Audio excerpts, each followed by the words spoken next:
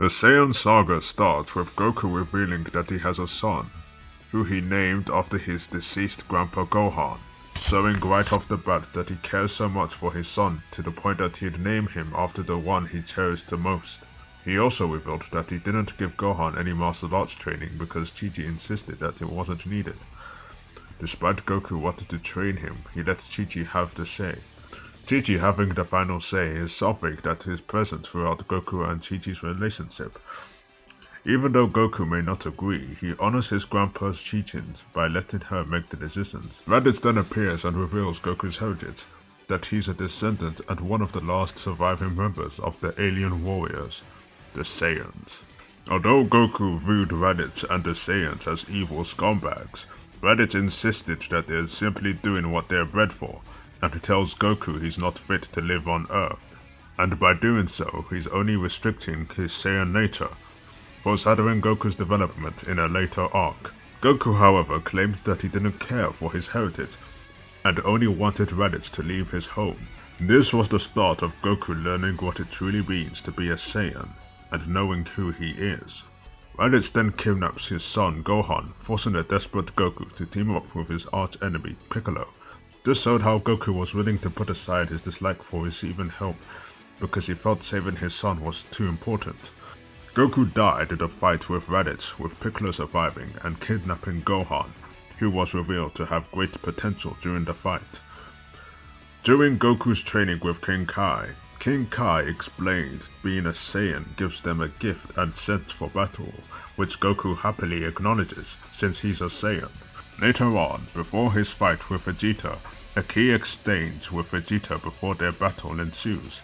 Vegeta tried to put down Goku like he would other low-class warriors, but Goku, thanks to his upbringing, was able to turn that on his head by humbling himself, saying he's actually grateful to the Saiyans for seeing him as nothing more than a lower-class warrior. Goku was both grateful and hateful towards the Saiyans. He hated what he could have become if he lived in their society, and hated their culture as it goes against what he believes in. The idea that hard work means more than social hierarchy and the morals he grew up on. But at the same time, he was grateful to them for that very reason. If it weren't for the Saiyans operating like they did, then he wouldn't have experienced the adventures he had on Earth, in which both its ups and downs and all the teachings and experience he had molded him in a way that complements his pure desire to fight. This was further shown by Goku also responding to Vegeta with the classic line, "Even a lower class warrior can surpass an elite with enough hard work," which was in tune with the lessons of not being too confident with your power and there's always someone better that he grew up on. His gratefulness to the Saiyans deepened his love for the planet Earth. When Vegeta transformed into an Azaru, it revealed to Goku his darkest secret that was kept from him all his life. The fact that he killed his grandpa Gohan, something that he'd hate to do more than anything. But instead of him hating himself for it, it made him realize that his Saiyan nature is a part of himself that he cannot shake no matter how much he hates it. This was further shown to Goku by the fact that Gohan was able to have some control over his Azaru form due to his human half, a half that Goku himself can never share, foreshadowing the fact that Goku is not fit to live on Earth. After the fight with Vegeta, Goku requested to have Vegeta's life spared, not because he could change his ways, but because he's someone who he can test his limits against. Goku admitted he knew doing it was wrong, but his Saiyan nature drives him to test his limits despite how much he prefers not to put the planet he loves in danger. This showed the true nature of Goku's confliction, with his Saiyan nature conflicting with his compassion, which played a key role in a later arc. Throughout the course of the Saiyan arc, Goku learned both the pros and cons of being a Saiyan. The natural instincts and incredible potential the Saiyans possess is something to be glad over. But then there are the negatives. The irrational decision making that stems from Saiyan natural instincts. Goku weighed both the pros and cons of being a Saiyan and decided to just accept himself rather than loathing or celebrating what he is, which allowed him to figure his way around his limits as a Saiyan in a later arc. Goku primarily wants to fight strong opponents, and would spare enemies solely because of that. but still showcased his merciful and compassionate side as well. During the Namek arc, Goku offered Vegeta a senzu bean, saying it was because he wants a rematch against him on Earth, but he also displayed interest in whether or not Vegeta is still evil. He also wanted to spare the Ginyu Force, not only because of how weak they are, or how they showed some levels of honor in Captain Ginyu's case. His desire to give second chances stemmed from him realizing Grandpa Gohan was actually dead and not reincarnated in the Barber Saga, and was fully developed by his knowledge of the afterlife in the Saiyan arc, especially knowing about Hell.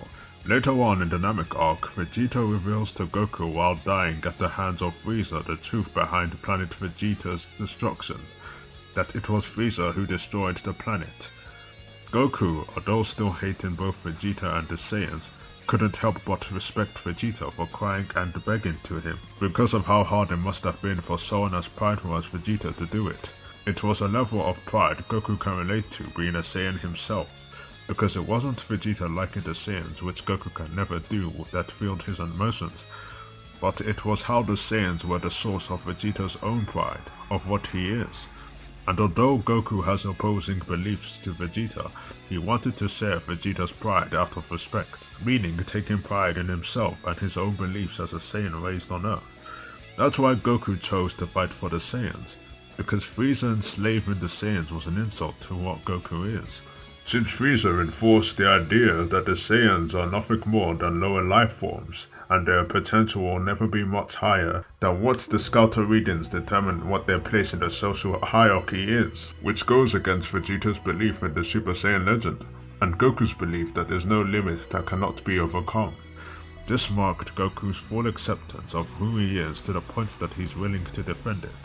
Frieza pointed out how hypocritical it is to fight for the Saiyans despite how evil they are, with Goku responding with that's what led to their demise.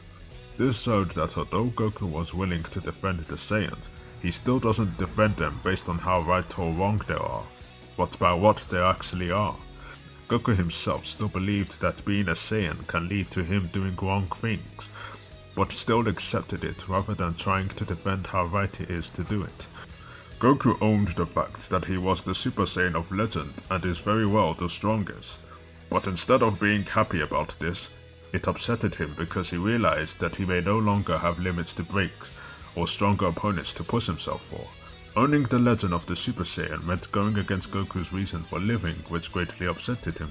The fact that he took more pride in said reason is why it hit him more, as shown by the look of sadness in Goku's face after he defeated Frieza.